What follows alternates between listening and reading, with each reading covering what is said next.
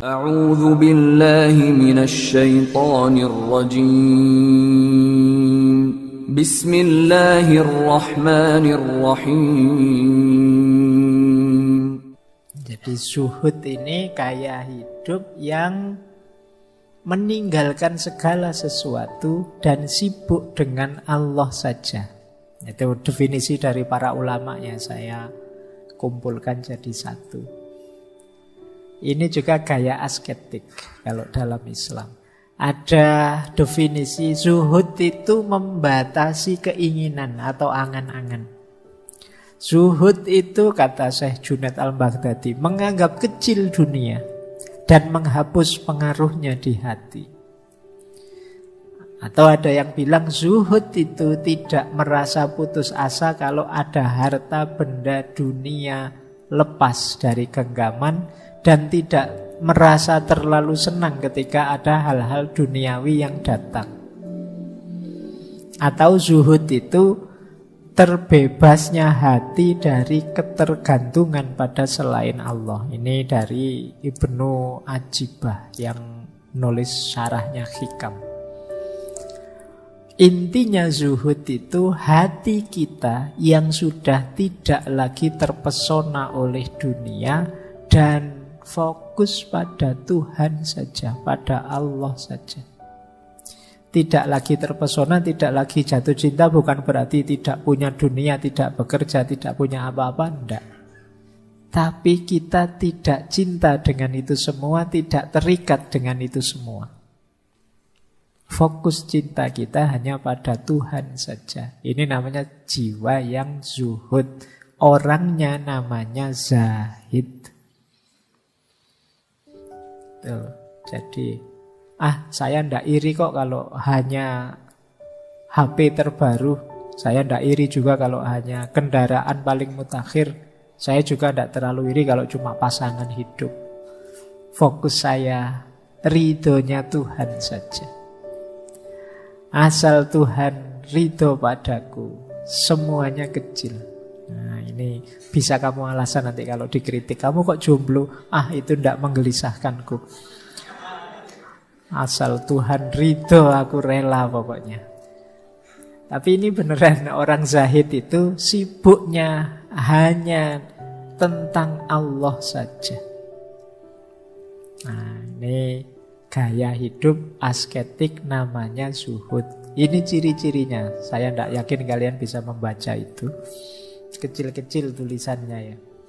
Saya baca langsung saja karena waktunya. Zuhud itu menganggap bahwa kesenangan dunia hanya sementara. Akhirat lebih baik dan lebih kekal. Apa dunia dibuang? Tidak. Dunia adalah tempat untuk menyiapkan hidup bahagia di akhirat. Jadikan dunia kendaraan untuk menuju akhirat. Orang zuhud itu mengeluarkan cinta dunia, memasukkan cinta pada Allah. Orang zuhud itu melepaskan diri dari ketergantungan pada makhluk. Tergantung ya pada Tuhan saja. Orang zuhud itu menganggap bahwa bahagia itu bukan materi tapi spiritualitas. Bahagia itu bukan harta tapi rasa cukup, rasa puas. Orang zuhud menganggap bahwa harta dan jabatan itu amanah untuk kemanfaatan diri dan kemanfaatan orang banyak. Orang zuhud itu hemat, sederhana, menghindari kemewahan yang bisa menggoda. Orang zuhud itu menjaga anggota tubuh dari segala yang menjauhkan diri dari Allah. Jadi ini gaya hidup orang zuhud. Ini saya baca cepat, nanti mungkin teman-teman kalau di kamar dicentangi satu-satu ya. Ini saya sudah, kalau belum disilang. Saya tidak tahu nanti skornya berapa level zuhudmu. Jangan-jangan terus ketemunya silang semua. Oh, saya kok silang semua, Pak? Kalau silang semua, ya kamu urut satu-satu. Kamu mau latihan yang mana dulu? Tadi kan memang ini dalam rangka riyadhah, latihan. Melatih jiwamu agar tidak cinta dunia, agar sibuk dengan Tuhan saja. Ini gaya hidup asketik. Baik. Nah, ini ada teori tentang prosesnya. Untuk jadi orang yang zuhud, ada tahapannya. Jadi pertama tentu saja yang paling dasar, tinggalkan yang haram. Saya zuhud loh Pak, saya cinta Allah saja. Lah kok masih banyak melakukan yang dosa-dosa yang haram-haram. Itu kan beda Pak, ini kan cinta loh Pak. Ayo ndak, itu berarti belum. Jadi yang paling dasar meninggalkan yang dosa-dosa yang haram-haram. Naik satu level, meninggalkan yang meragukan. Sudahlah, saya ragu-ragu ini baik apa buruk ya ini, saya tinggal saja. Ini sulit. Orang itu biasanya disetir oleh untung rugi atau suka dan tidak suka. Sehingga keputusan selalu didasarkan pada itu. Ya kalau sudah kadung seneng mau gimana lagi?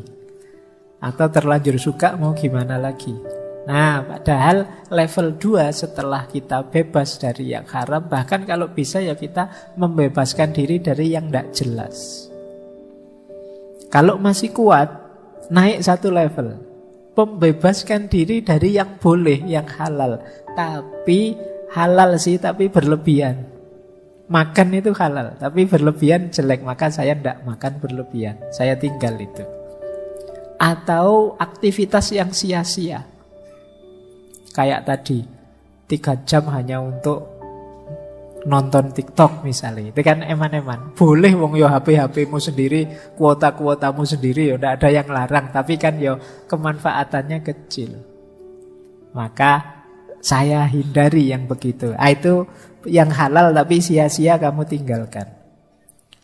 Atau halal sih, ya ndak sia-sia, ya ndak berlebihan, tapi membuat kita terlena. Akhirnya jauh dari Allah. Gara-gara keterlenaan itu. Nah, ini ditinggalkan juga. Nah, ini tahapan-tahapannya ya, kalian latihan lah. Pak, saya yang haram saja masih berat ya Pak. Iya, pelan-pelan ndak apa-apa. Apalagi yang subhat, apalagi yang halal.